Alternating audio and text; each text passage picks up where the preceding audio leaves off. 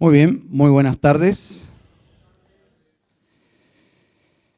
Abran sus Biblias en Primera Tesalonicenses, la primera carta a los tesalonicenses.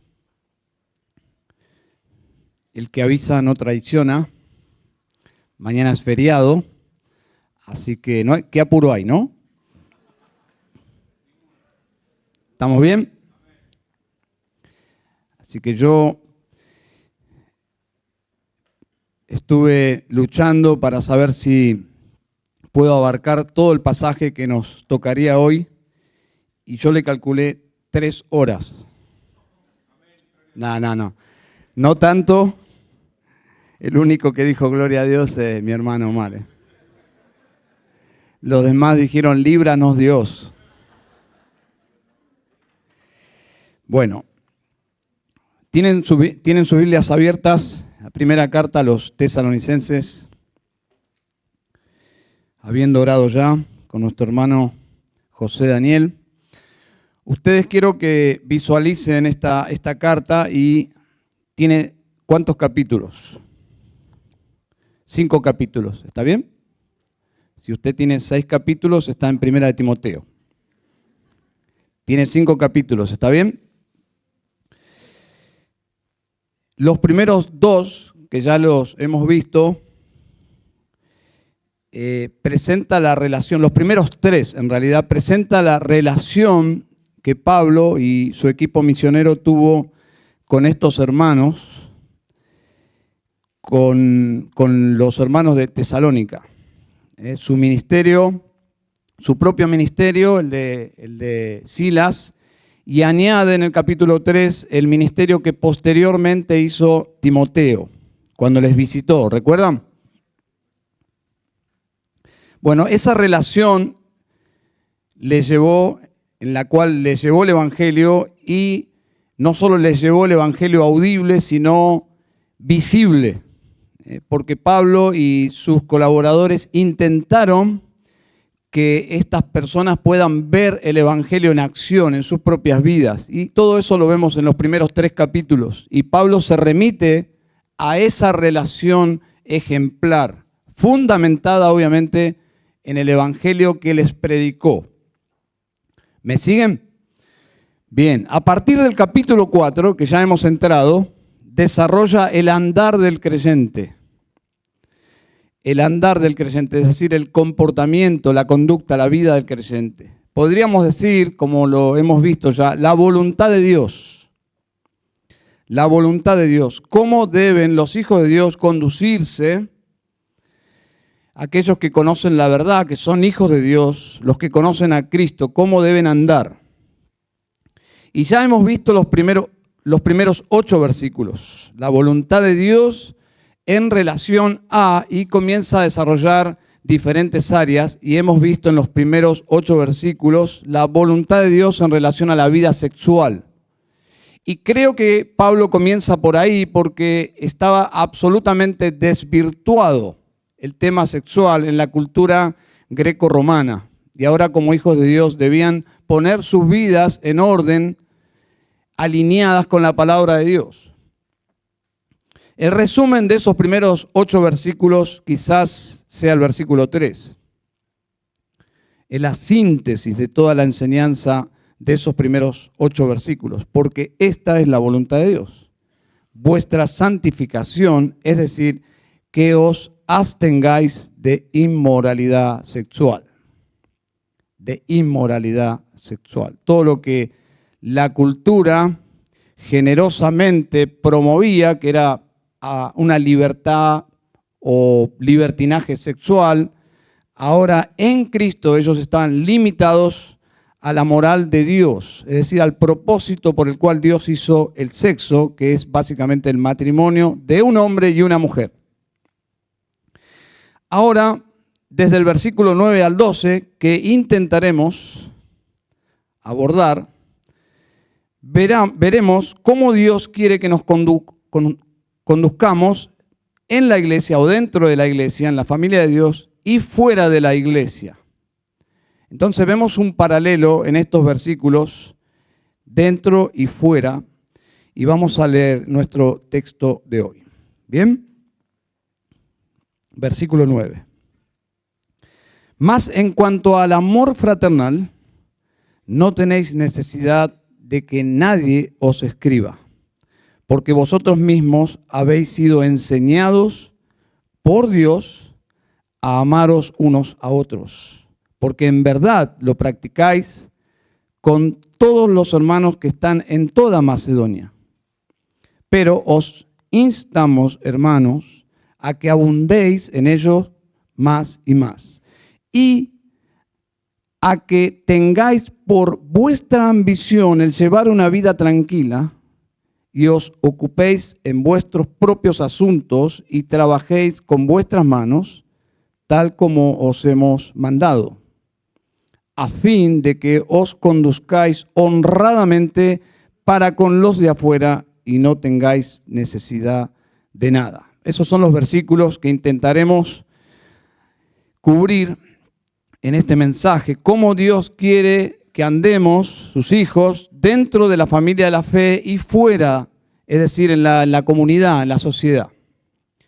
Desde el versículo 9 o versículos 9 y 10 es el primer punto de nuestro bosquejo, cómo Dios quiere que andemos entre los hermanos, es decir, dentro de la comunidad de fe. Cuando el verso 11 comienza con la letra I significa que no cambia de tema. Hay algo que une el versículo 10 con 9 y 10 con lo siguiente, es decir, 11 y 12. ¿Y qué es eso que une ambos temas? Es justamente la expresión enseñados por Dios. ¿Qué quiso decir Pablo cuando dice que ellos habían sido enseñados por Dios? Dice, mas en cuanto al amor fraternal, no tenéis necesidad de que nadie os escriba, porque vosotros mismos habéis sido enseñados por Dios a amaros unos a otros. ¿Qué estaba queriendo decir Pablo? ¿Qué estaba en la mente de Pablo? Y eso lleva a algunos eruditos a intentar, no adivinar, pero sí sospechar que tenía algo en mente, y es lo que vamos a intentar cubrir. Bueno, todos los hombres llevan la imagen de Dios, todos los hombres, a pesar del pecado. Si bien el pecado ha dañado seriamente la imagen de Dios, todos los hombres están hechos a la imagen de Dios. En cambio, los creyentes no solo están hechos como criaturas a la imagen de Dios, sino que representan a Dios en el mundo de una manera diferente. Los creyentes ya no son enemigos de Dios, se han reconciliado con Dios por medio de Cristo, y los cristianos, podríamos decir, son las únicas criaturas que no solo portan la imagen de Dios como criaturas, sino representan a Dios porque siguen las instrucciones de Dios, y el hecho de estar en Cristo tienen la imagen completa de Dios en sus vidas. El versículo 9 dice, habéis sido enseñados por Dios. Y esa frase, según los eruditos, los comentaristas, dicen que es una expresión de Isaías 54. Si ustedes quieren ir ahí, pueden ir. Si no me siguen, voy a citar. Pero como todos ustedes saben, Pablo, el escritor, se convirtió a Cristo desde el judaísmo. Y él pensaba como judío, solo que ahora con Cristo todo el engranaje, todas las piezas se unieron para entender la unidad de toda la Biblia. En Cristo se une esa revelación que comenzó en Génesis y que termina al final de las Escrituras para nosotros. Y él está pensando, posiblemente, yo me inclino a pensar certeramente, pero en Isaías 54, 13, cuando usa esta expresión, habéis sido enseñados por Dios. Dice Isaías 54, 13, todos tus hijos serán enseñados por el Señor. Es la misma expresión, literal. Ahora, esto es muy técnico, pero cuando un escritor del Nuevo Testamento cita el Antiguo Testamento, tenemos que pensar que no está simplemente sacando de su contexto un versículo y usándolo como se le ocurre. Tiene un sentido cómo fue usado en el Antiguo Testamento y tiene un sentido y un argumento cómo lo está usando el escritor del Nuevo Testamento en su epístola o en su carta. Por lo tanto, nuestro desafío es encontrar cómo fue usado en la antigüedad y cómo lo está traspolando el escritor del Nuevo Testamento, en este caso Pablo. Isaías 54:13. Pero tiene un contexto más grande, hermanos, y si me logran seguir, creo que pueden ser bendecidos por esta verdad, como lo fui yo. Si has leído Isaías 53, sabrás que es la profecía más completa, más asombrosa del Evangelio en el Antiguo Testamento. Si tuvieses que predicarle a un judío con su escritura, es decir, el Antiguo Testamento, podrías abrir Isaías 53 y desarrollar el Evangelio de una forma nítida. Isaías 53, esta profecía escrita 7 siglos antes de Cristo, que viniera el Señor. Y simplemente cito, dice el versículo 6, por ejemplo, todos nosotros nos descarriamos como ovejas, nos apartamos cada cual por su camino. Ese es el pasaje que usa en Romanos para desarrollar el Evangelio Pablo.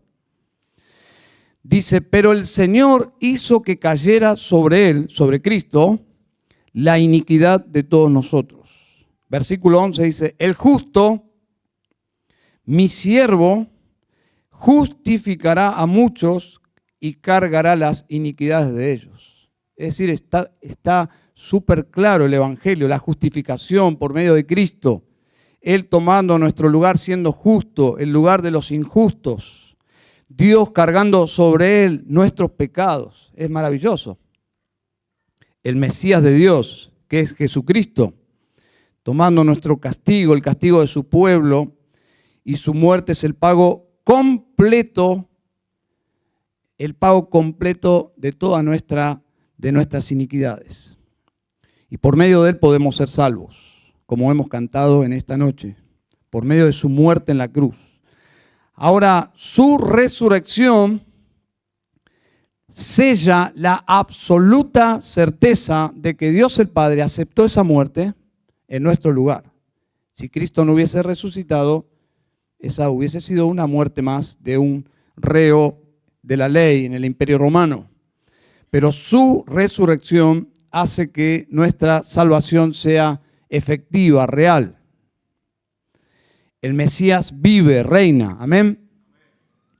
Pero cuando termina Isaías 53, el escritor, el profeta Isaías, tampoco cambia de tema, sino que continúa y comienza el versículo 1 del capítulo 54 así. Grita de júbilo. Lo más parecido, y lo digo con respeto, pero lo más parecido a gritar un gol en una final en el Mundial. Esa es la idea. La idea es de un grito de alegría eufórica. ¿Y por qué tanta alegría? Por lo que se leyó en el capítulo 53.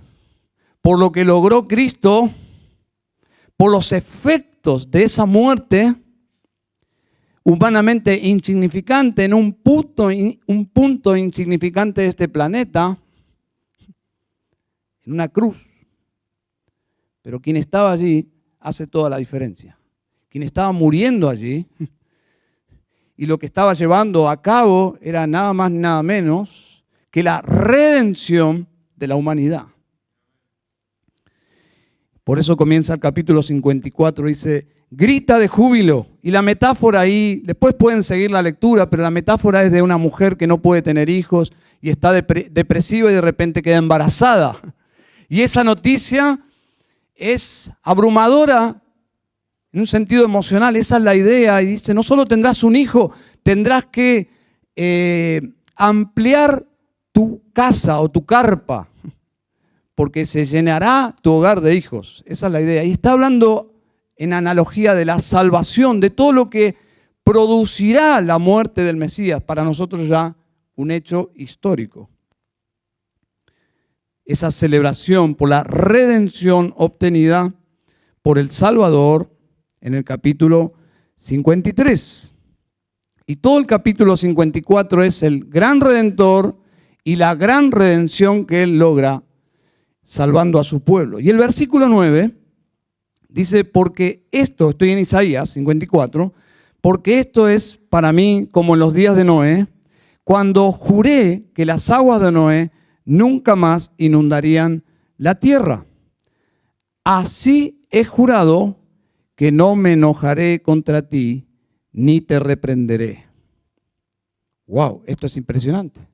Porque está diciendo, así como juré que nunca más vendrá una inundación universal, entre paréntesis, es un argumento para el diluvio universal, porque si fuese un diluvio local, estaría fallando la promesa, ¿no? ¿Se entiende? Bueno, pero es un paréntesis. No tiene nada que ver con el sermón. Volvemos. Dice, así como yo juré que no voy a volver a matar a la humanidad por una inundación o un diluvio universal, así ahora voy a prometerte algo. Es un lenguaje de pacto. Dice, voy a prometerte que jamás me enojaré por tus pecados. Ahora, ¿de qué forma un Dios santo, justo, podría llevarse bien con seres pecaminosos que lo único que producen en el corazón de Dios es ira y enojo, porque nuestra desobediencia genera eso en la naturaleza de Dios? Bueno, la única forma es que todos nuestros pecados sean quitados, pagados, arreglados y que se pueda decir, consumado es. Bueno, es lo que logró Isaías 53, el Mesías. Es lo que hizo Cristo por nosotros, de tal forma que Dios ahora nos ve en Él, en Cristo, y no puede ya acusarnos de nada. ¿Quién acusará a los escogidos de Dios? Dice Pablo, Romanos 8. No hay acusación, ¿por qué? Porque toda acusación fue condenada en Cristo. Ninguna condenación, Romanos 8:1, hay para los que están en Cristo Jesús. Por lo tanto, podemos desarrollar una relación íntima con Dios Santo, siendo aún pecadores, pero con nuestros pecados perdonados. Esa es la promesa del pacto. Es el único pacto que reúne estas características, es el nuevo pacto que vemos en el Nuevo Testamento. En el Antiguo Testamento lo vemos en Jeremías 31, en Ezequiel 34, pasajes que usted debe conocer muy bien. Pero volviendo a Isaías, en el versículo 10, dice, el pacto de mi paz no será quebrantado. Dice el Señor, que tiene compasión de ti. Es decir, esto es en serio. Dios hará un pacto proféticamente en Isaías. Para nosotros ya es un hecho. Fue logrado en la cruz, donde tendré una compasión de ti tan grande que ya borraré todas tus culpas y todos tus pecados y vamos a desarrollar una intimidad en la cual ya el pecado no es un problema.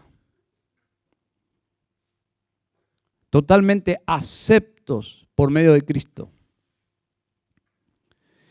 Ese es el nuevo pacto que cumple Cristo en su muerte. Y cuando llegamos al versículo 13 de Isaías, dice, todos tus hijos serán enseñados por el Señor, y grande será el bienestar de tus hijos. Esa cita, según los eruditos, es la que toma Pablo y la introduce en el argumento de 1 Tesalonicenses. El hecho es de que Pablo está tranquilo, aunque no puede visitar a los tesalonicenses, porque dice, ya Dios los visitó. Ya entraron en una relación de pacto donde Dios en persona está entre ustedes enseñándoles. Dice el Señor que tiene compasión de ti. El nuevo pacto en Isaías es la misma idea de Jeremías, esta expresión, tus hijos serán enseñados por el Señor, En Isaías, en el mismo Nuevo Pacto, dice: no tendrán que enseñar más cada uno a su prójimo, porque todos me conocerán. La idea es que Dios va a involucrarse personalmente con su pueblo, ya no con profetas, sino Dios directamente. ¿Cómo lo hace? Por su Santo Espíritu. Y previamente por Dios mismo en persona, en su Hijo, que se encarna y es uno como nosotros, y hace contacto con nosotros, y vino por nosotros. Todos me conocerán, es decir, tendrán una relación íntima.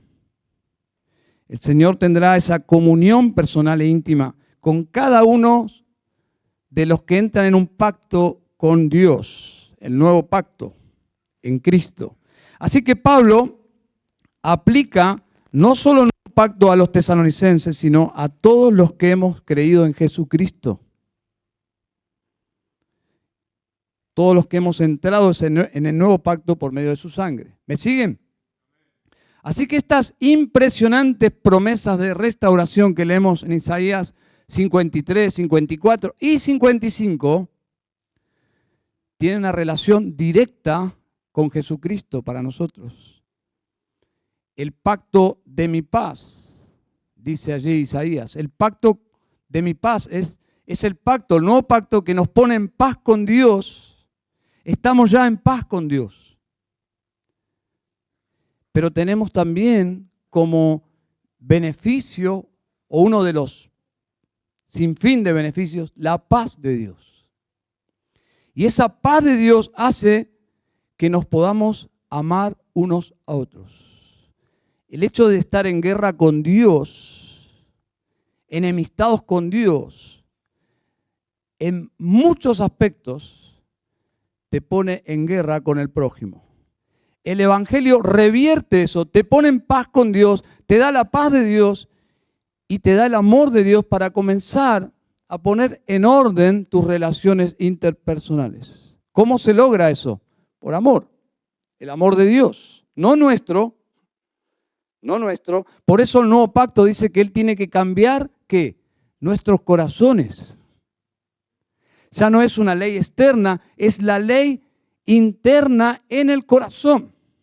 Es decir, la ley de Dios se tatúa, podemos decir. Es el tatú de la ley de Dios en el corazón. Ese es el más importante.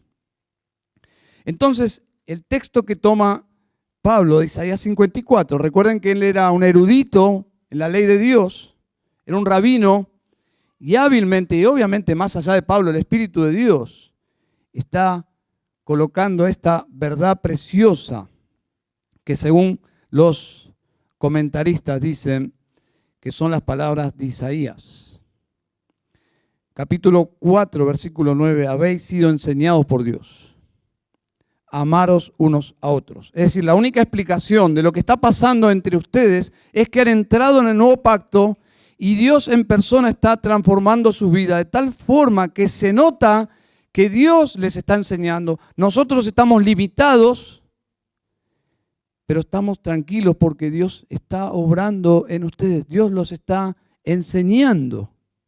Les está enseñando. Ese verbo allí, habéis sido enseñados, porque es un verbo que implica que la obra se realizó en el pasado, pero los efectos, es un participio en realidad, los efectos siguen haciendo su acción en el presente. Es decir, Dios hizo una obra que los ha transformado y se nota en el presente. Dios mismo. ¿Y cómo se nota que Dios ha obrado en ellos?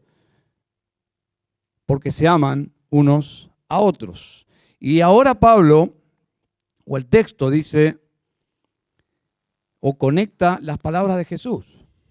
Juan 13, 34 y 35, que voy a citar, dice: un mandamiento nuevo os doy, que os améis los unos a los otros. Que como yo os he amado, así también os améis los unos a los otros. Es decir, está uniendo Isaías con las palabras de Cristo a la vida de la iglesia. Dice: en esto conocerán todos que sois mis discípulos, si os tenéis amor los unos a los otros. Luego en el capítulo 15, versículo 9, añade más verdad. Dice, como el Padre me ha amado, así también yo os he amado. Es decir, la relación del Padre con el Hijo ahora es bajada a la tierra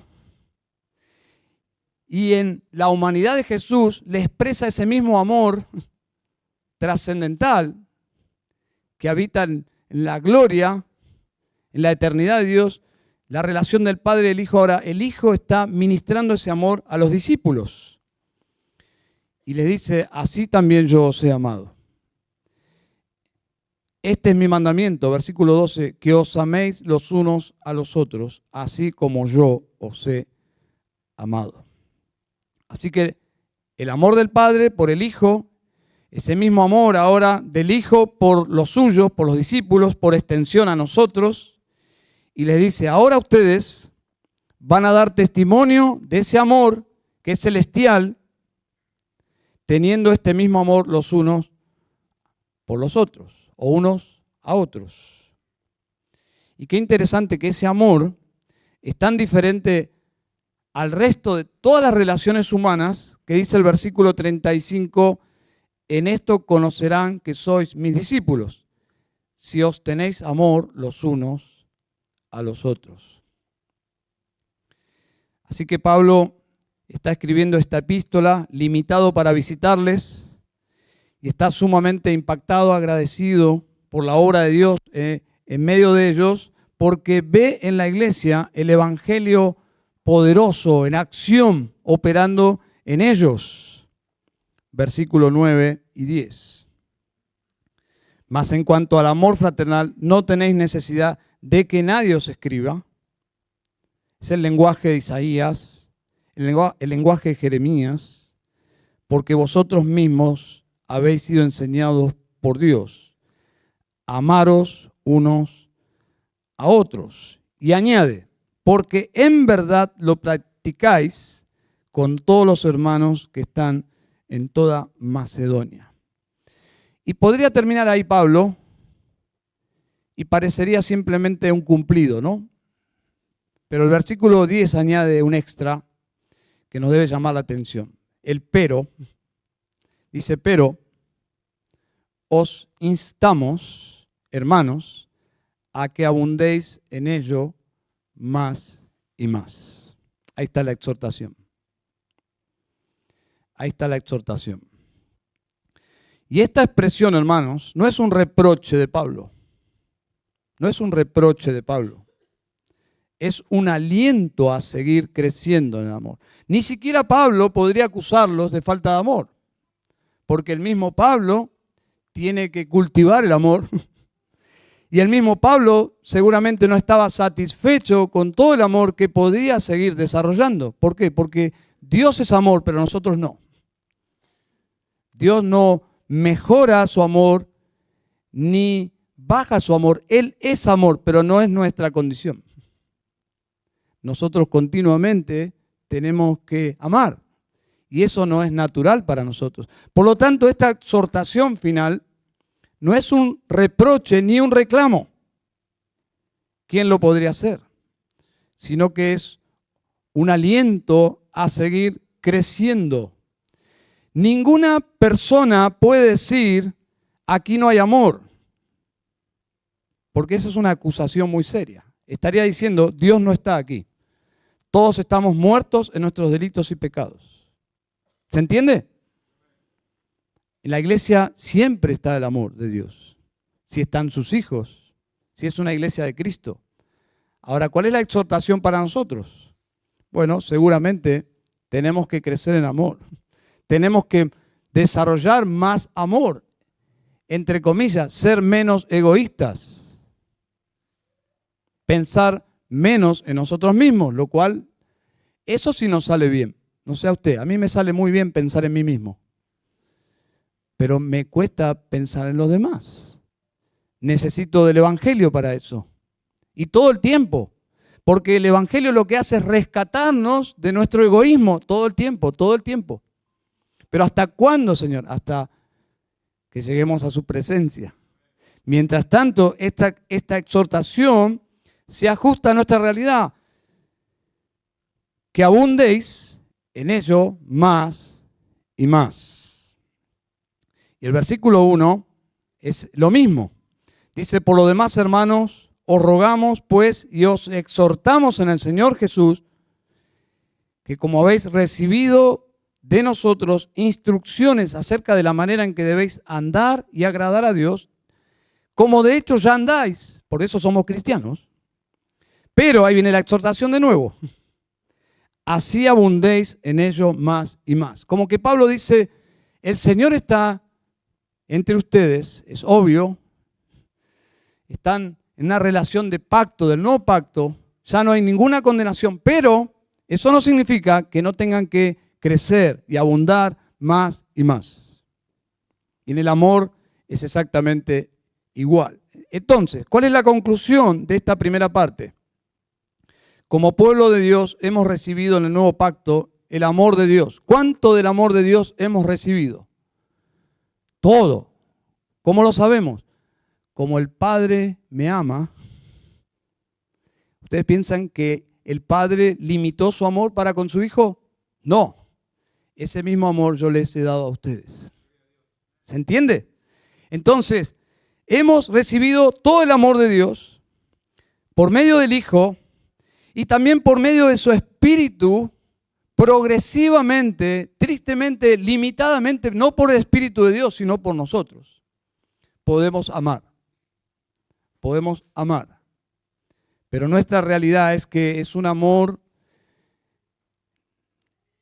atado a nuestra humanidad caída o ex caída, porque ya estamos en Cristo.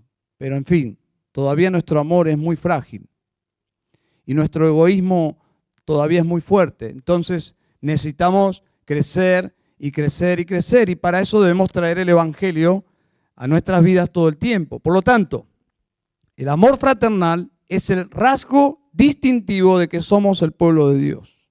En resumen, de todo lo que hemos visto, quizás la parte más práctica es que abundéis en ello más y más. Y ese es un desafío para nosotros. Es un desafío para nosotros. Para los esposos, miramos a nuestro prójimo, esposas, que abundéis más y más. Nunca es suficiente. Es decir, no te duermas en que sos el marido perfecto. Si no te puede pasar como a mí, que yo pensé que tenía mi matrimonio en la gloria, y un día mi esposa me dice, tengo algo para hablar con vos. Wow, uno se estremece. Yo creo que es peor que la oficina de personal. Tengo algo para hablar con vos. Sí, mi amor. Quiero el divorcio.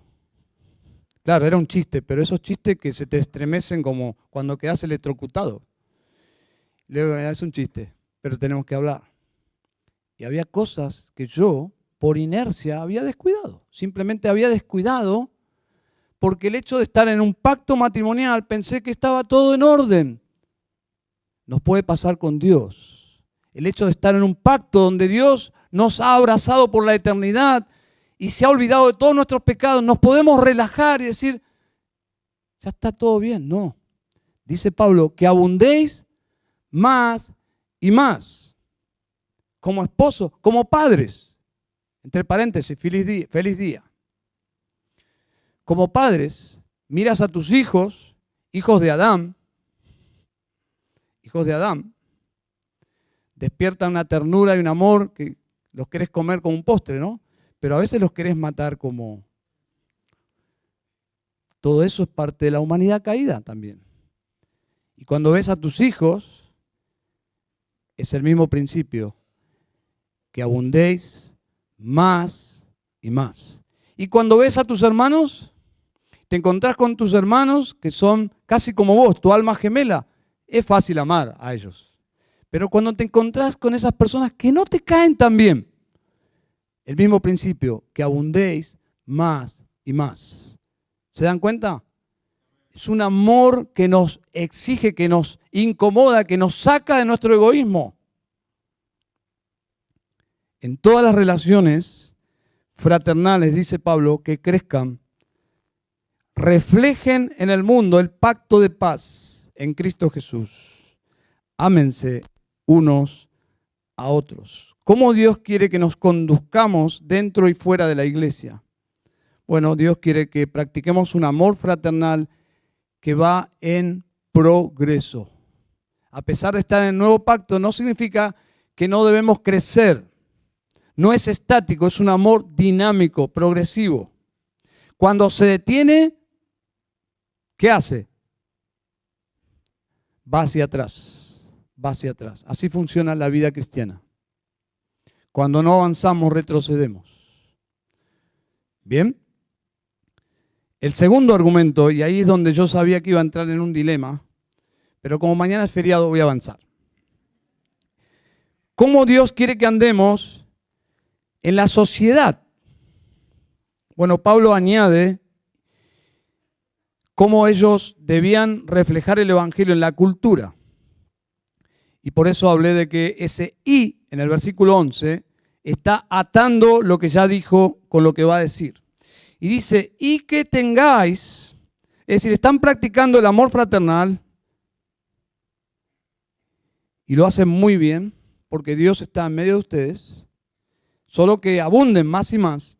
Pero, además, por ese amor, dice, y a que tengáis por vuestra ambición el llevar una vida tranquila y os ocupéis en vuestros propios asuntos y trabajéis con vuestras manos tal como os hemos mandado, a fin de que os conduzcáis honradamente para con los de afuera y no tengáis necesidad de nada. Así que Pablo está comenzando allí con una palabra que está cargada de significado para los lectores originales, quizás no tanto para nosotros. En esta versión de las Américas dice ambición, tened por vuestra ambición. Y es una palabra muy romana, muy de esa época. Y la idea es de las personas, lo que anhelaban en la vida las personas. Buscaban trascender, honor, fama, reconocimiento, dinero, etc. Posición. Y es la palabra que usa Pablo. Es decir, ¿cuál es la ambición de los cristianos? ¿A dónde deben querer llegar los cristianos? ¿Qué es lo que debe motivar a un cristiano en cuanto a su proyección en la sociedad o en la vida, en este mundo? Y la redirige a esta palabra contraculturalmente lo opuesto. Él dice que la ambición del creyente debe ser, y estoy simplificando mucho, llevar una vida tranquila, ocuparse en sus propios asuntos, trabajar con las manos, tener una ocupación honesta y que no te falte nada en la heladera. La meta parecería que apunta a tener una estabilidad económica. Y ya este es un pasaje bastante controversial para países del tercer mundo. No importa cómo usted se autoperciba, somos del tercer mundo, ¿eh? Una dosis de humildad para nosotros. Y es muy interesante porque el Nuevo Testamento era igual que nuestro mundo. Había gente del primer mundo y gente del tercer mundo en la misma manzana. Y en la iglesia había gente económicamente muy bien y había gente muy, muy necesitada. ¿Y cómo conviven? Bueno, según el Evangelio, esa convivencia es real. Según cualquier ideología de turno, cualquier ideología de este mundo puede crear un conflicto. Si usted tiene la noción socialista, comunista, antibíblica, y lo cito no como una plataforma política, sino espiritual, porque hay asuntos de la política que chocan con la verdad de la Biblia, entonces por esa razón las traemos al púlpito. Y no estoy siendo partidario de nada. Sí de Dios y del Evangelio. Pero con una mentalidad política usted puede tener un conflicto con los que tienen cuando usted se mira a sí mismo y dice, yo no tengo. ¿Por qué él tiene y yo no tengo? Bueno, ahí es donde el Evangelio también tiene que actuar. En tu cosmovisión, en tu forma de ver la iglesia y ver la vida. Y aquí Pablo está siendo controversial porque dice, esta es la ambición a la cual ustedes deben aspirar. Y saben, el pasaje previene varias cosas. Previene a los ociosos, previene o advierte a los aprovechadores o a los especuladores.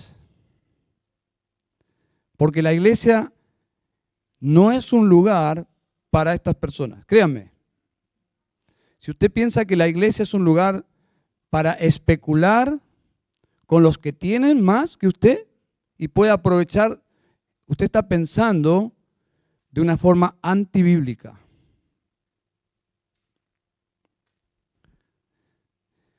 Los creyentes no deben ser cómplices o incautos de los aprovechadores, ni ceder a sus demandas antibíblicas. Y les voy a decir algo, a veces ayudar a ciertas personas es no ayudarles. Estoy dejando de lado un aspecto que no es el pasaje, quizás sería otro sermón, de la gente realmente necesitada y que la iglesia debe ser sensiblemente amorosa. Pero este es otro contexto. Este es otro contexto. Pablo escribe, lo voy a citar, Filipenses 1:9, esto pido en oración, que vuestro amor abunde aún más y más, nuestro texto. Y agrega, en ciencia y en todo conocimiento. El amor cristiano no es un amor romántico, impulsivo, es un amor fundamentado en la verdad de Dios. En ciencia y en todo conocimiento, es decir, es un amor con discernimiento, cuando ayudar es el amor de Dios y cuando abstenerse es el amor de Dios. En una encuesta callejera en nuestra ciudad, preguntaban, y me llamó la atención, la pregunta era si gastaban más de lo que ganaban y por qué. Y las diferentes respuestas. Lo que fue muy claro en casi todos los casos era los que decían sí, y casi riéndose, con sus tarjetas desbordadas, con deudas acumuladas, pagando lo mínimo sin saber lo que eso significa, endeudados. Lo que arrojó esa encuesta fue que la mayoría gastaban más porque tenían una muy mala administración, producto de egoísmo, necedad, ignorancia, irresponsabilidad, caprichos. Eso ha sucedido siempre, hermanos. En estos días, el Ministerio de Misericordia de nuestra iglesia anexó, y celebro esto y por eso lo comparto, porque creo que puede ilustrar el punto aquí, anexó un servicio de amor muy, muy amoroso al Ministerio de Misericordia. Se llama Ministerio de Consejería Bíblica en Finanzas y añade a su descripción, administrando con sabiduría para la gloria de Dios. Qué interesante. Porque queremos ayudar, claro, queremos ser sensibles, queremos ser compasivos como nuestro Dios, queremos asistir a nuestros miembros necesitados y así debe ser. Pero debemos hacerlo con un amor, conciencia y fundamentos bíblicos. Y este servicio de consejería nace porque a veces ayudar de verdad, en amor, significa que hay que dar, pero finalmente también corregir la forma de administrar y en algunos casos de vivir. Y no nos gusta, no nos gusta. No nos gusta que personas, no importa que sean amorosas, invadan nuestra privacidad. Y todos sabemos que el área económica es un área muy sensible. Todos sabemos. Pero el principio es muy fácil y muy sencillo y lógico. Si buscas ayuda, la iglesia tiene que ayudarte, pero con el amor de Dios. No solo ayudarte de forma práctica, sino ayudarte a crecer si, y aclaro bien esto, si tu pobreza o tu necesidad es producto de una mala administración. Entonces el verdadero amor allí no solo te ayuda, alguien diría, no solo te da peces, sino te da una caña y te lleva al mar y te enseña a pescar. Y eso no nos gusta, porque ¿qué es más fácil? Ir a pescar, aprender a pescar, tomar un curso de pescar y alguien que me diga cómo se pesca o que me den pescado todos los lunes, martes, miércoles, jueves, viernes, sábado y domingo. Claro que es más fácil. Pero ¿cuál es el amor bíblico? Si un bote está averiado y entra agua, se va a hundir, ¿no? Esa es la lógica. ¿Cuál es la solución? Bueno, la solución no es darle un balde y decirle, vamos a orar por vos, toma el balde y saca el agua ahí mientras el agua entra. De ahí viene el dicho, hace agua. Mientras tu economía hace agua, vos agarrás el balde y sacá. ¿Cuál es la solución? La solución es repararlo, sellar la filtración, ¿no? ¿Me siguen? Nuestro pasaje apunta a eso. Estoy considerando la aplicación ya, pero creo que apunta a eso y debe ser la meta. El versículo 11 dice, la ambición de un creyente, la verdadera ambición de un creyente es vivir una vida tranquila y ocuparse en vuestros asuntos y trabajar con vuestras manos tal como os hemos mandado. Por otro lado, yo entiendo que alguien puede estar pensando en el evangelio de la prosperidad y que este pasaje no tiene que ver con la prosperidad. Pero todos sabemos, o creo que todos, asumo, que sabemos que el evangelio de la prosperidad es diabólico, es de Satanás. Es decir, que si seguís a Cristo vas a ser rico. Eso no lo promete la Biblia, por lo tanto, si no es de Dios, es del diablo. Pero la propuesta que la prosperidad es la salvación de un país es el mismo falso evangelio de la prosperidad, pero solo predicado por los políticos. ¿Me entienden?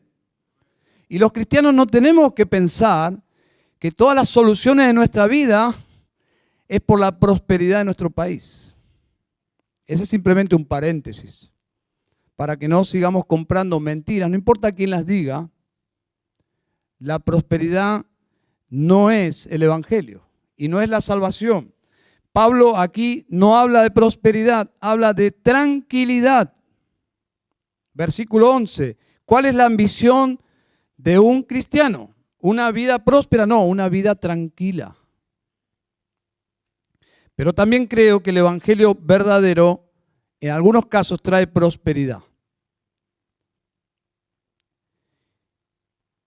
En algunos casos el evangelio verdadero aplicado al corazón, a su vida, a su familia y a su billetera trae prosperidad. Porque hay áreas de su vida que no están bajo el evangelio. Y el punto básicamente es el pecado empobrece. El pecado empobrece. Déjenme argumentar, porque suena raro. Yo sé que suena raro todo lo que estoy diciendo, pero yo quiero que usted coteje lo que yo estoy diciendo con la Escritura. Un hombre adúltero, a quien nunca el dinero le alcanzaba y tenía un buen trabajo. Cuando nació de nuevo en Cristo Jesús, su hogar cambió, su heladera se llenó, su ropero cambió, las facturas se comenzaron a pagar, cambió todo. ¿Se dan cuenta? El pecado empobrece. El pecado empobrece. El adicto, al adicto no hay dinero que le alcance. El Evangelio tiene poder para transformar a una persona en toda su manera de vivir e inclusive en cómo administra su dinero, o ese es un área que a Dios, como es un Dios, Dios es espíritu y como el dinero es de este mundo, a Dios no le interesa. Bueno, no hay nada más antibíblico que eso. A Dios le interesa el dinero. ¿Y cómo lo administramos? El Evangelio incluye cómo administramos. Y debemos traer la administración bajo el Evangelio también. Y es lo que dice nuestro texto. Y les voy a dar otro argumento. Efesios 4:28. El que roba, no robe más, sino más bien que trabaje, haciendo con sus manos lo que es bueno, a fin de que tenga que compartir con el que tiene necesidad. ¿Se dan cuenta? Había personas que tenían como estilo de vida robar y llegaban al Evangelio y los pastores de las iglesias no les decían, bueno, si tu trabajo es robar, seguí robando. No. Dice, ahora tenés que trabajar con tus manos en lo que es bueno. Y no solo, este es un caso extremo, pero la raíz es la misma. ¿Cuál es el problema del ladrón? Bueno, puede tener muchos problemas, pero básicamente es una persona extremadamente egoísta. Extremadamente egoísta. ¿Por qué?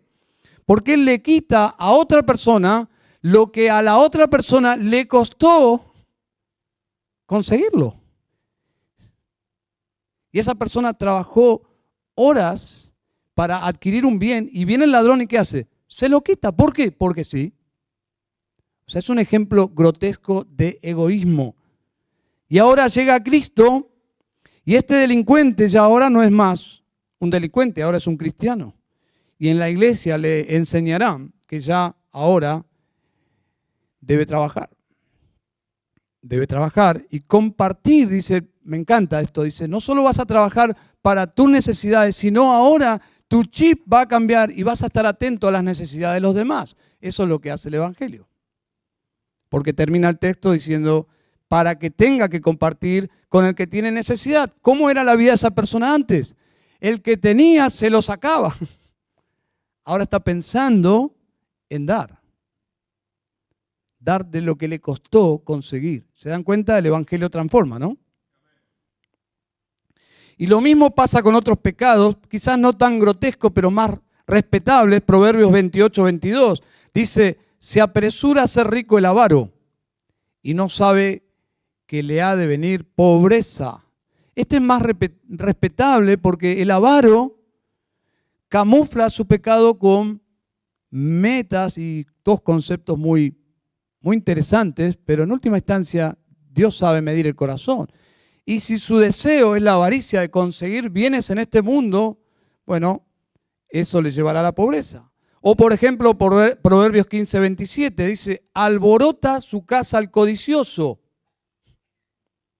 Yo he tenido consejería con personas que sus hogares sufren, su familia, sus hijos, por esto. Alborota su casa el codicioso. Y les voy a dar un ejemplo muy extremado, pero una familia con sus necesidades básicas cubiertas, de repente es alterada su economía porque el jefe de hogar se le ocurrió comprar una lancha para salir a pescar. De chiquito quiso tener una lancha. Pero resulta que pagar esa lancha y los gastos de esa lancha traerá pobreza a su familia. ¿Qué dice la Escritura? Alborota su casa al codicioso. Pero bueno, si quiso comprar una lancha, no nos metamos, ¿no? Pero Dios no piensa así. Y Pablo se está metiendo en la vida económica de la iglesia en este texto. No solo en el amor y el trato dentro de la iglesia, sino cómo los cristianos reflejan el Evangelio en la cultura, en la sociedad. Hoy es fácil caer en este pecado. Observen, también el pasaje desanima a inmiscuirse en la vida ajena, porque no es amor fraternal. Dice, y os ocupéis en vuestros propios asuntos. Hoy es fácil husmear en la vida de los demás, como nunca antes en la historia. Hoy uno puede convertirse en una espía de la vida privada de todos, en las redes sociales. Yo puedo estar allí tratando de ver, mirá, está celebrando el cumpleaños. ¿Y dónde está celebrando su cumpleaños? Está tomando Coca-Cola, ¿no? Mirá, está en un hotel, 5 estrellas.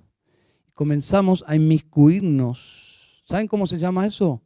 Envidia. Envidia. Dice, ocúpate en tus propios asuntos. Si usted tiene la tentación de la indiscreción, haga un cartel con esta frase, que os ocupéis en vuestros propios asuntos. Hágalo, por favor, le va a ayudar. Si usted tiene esa tentación y es humilde para reconocerlo, que usted tiene la tentación de inmiscuirse en la vida de todos, haga un cartel, péguelo en el baño, en la cocina, en la heladera, donde Dios, porque son palabras divinas, dice, ocúpate en tus propios asuntos. Amén. El Evangelio de Jesucristo tiene poder para revertir los efectos de la caída. No de un instante, eso será la gloria, pero de alguna forma, cuando una persona llega a Cristo, comienza el poder de Dios, por medio de su palabra, a revertir los efectos de la caída de la raza humana. Allí el hombre que vivía en el lugar, en el barrio perfecto. ¿Saben cómo se llamaba ese barrio?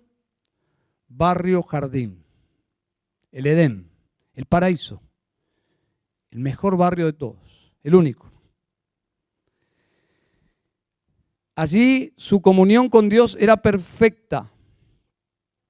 El hombre tenía comunión con Dios. ¿Y cómo era el barrio? ¿Tranquilo?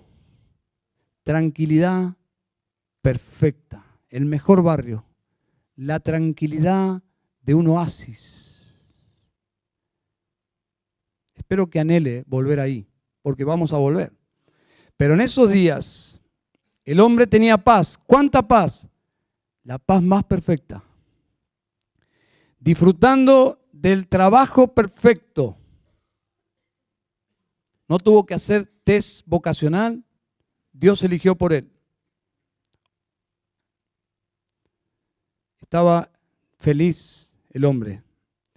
Y cuando se sintió que todo el mundo tenía, el perro tenía su compañera, el león tenía la leona, todos, y él, Dios aparece con el mejor de los regalos, Eva.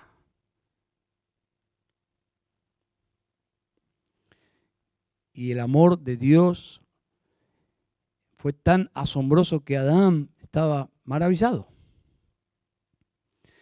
¿Qué tienes que hacer, Adán? Cuidar el huerto, porque él quería responder a ese amor. Cuida el huerto, trabaja con tus manos, vive tranquilo, disfruta a tu esposa. Todo esto es para que lo disfrutes. Y ese árbol no.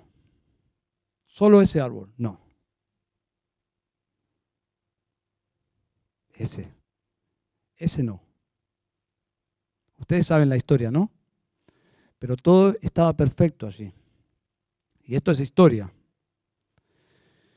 Lidera a tu familia, cuida el huerto, provee para tu familia, vive tranquilo. Bueno, el punto es exactamente esto, que el Evangelio recupera parcialmente, limitadamente esa vida en el Edén. Observen, traten de ver por medio de esta imagen del Edén estos versículos. Vamos a leerlo de nuevo, versículo 11. Y que tengáis por vuestra ambición el llevar una vida tranquila. Y os ocupéis en vuestros propios asuntos y trabajéis con vuestras manos, tal como os hemos mandado, a fin de que os conduzcáis honradamente para con los de afuera y no tengáis necesidad de nada. La vida aquí nunca será el Edén, nunca tendrás el trabajo perfecto, y si lo tenés, da gloria a Dios, pero la mayoría de las personas de este mundo no tienen el trabajo perfecto, pero pueden dar gracias a Dios por su trabajo. No todos tienen los compañeros de trabajo perfectos. La mayoría no, pero pueden dar gracias a Dios por su provisión. No viven en el Edén, pero pueden dar gracias a Dios por un techo. Y los creyentes podemos tener paz porque estamos en un pacto de paz por medio de Cristo.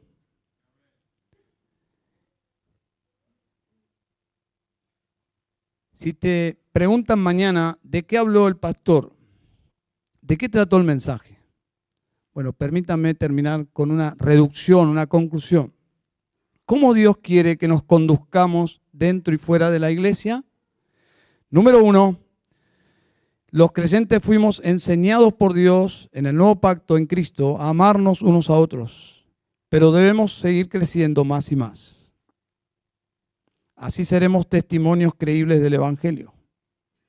Número 2, ¿cómo Dios quiere que andemos en la sociedad? Que nos conduzcamos honradamente para con los de afuera y no tengamos necesidad de nada. En ese amor no deberíamos ser carga a nadie, menos aprovecharnos de los demás. Debemos procurar, con la ayuda del Señor, la sabiduría del Señor, los recursos del Señor, la ayuda de los hermanos, procurar una vida financieramente estable por nosotros mismos, poner nuestra administración bajo el señorío del Evangelio, el Evangelio de Cristo, y si no sabemos cómo eso funciona, buscar ayuda. Ser así un buen testimonio del Evangelio para con los de afuera de la iglesia. Que los demás puedan decir, los cristianos tienen una vida virtuosa, bajo una vida ordenada. Yo quisiera tener esa vida. Eso es lo que deben provocar los creyentes en este mundo. Vosotros sois la sal de la tierra. Vosotros sois la luz del mundo. Por lo tanto, el Evangelio comienza por el corazón, pero comienza a querer influenciarlo todo. Aún nuestra economía, nuestros hogares, nuestros matrimonios, nuestros hijos, nuestros vecinos, absolutamente todo. Porque Él es el Rey. Amén. Bueno, vamos a orar al Señor. Vamos a hacer algo diferente ahora. Mientras pasa el ministerio de alabanza, ore con un vecino de al lado. Ore pidiendo sabiduría a Dios de cómo vas a aplicar este sermón en tu vida. Mientras pasa el ministerio, ora, por favor, bajito, con tu vecino de al lado, que el Señor nos ayude, a todos nosotros, en estas áreas tan sensibles.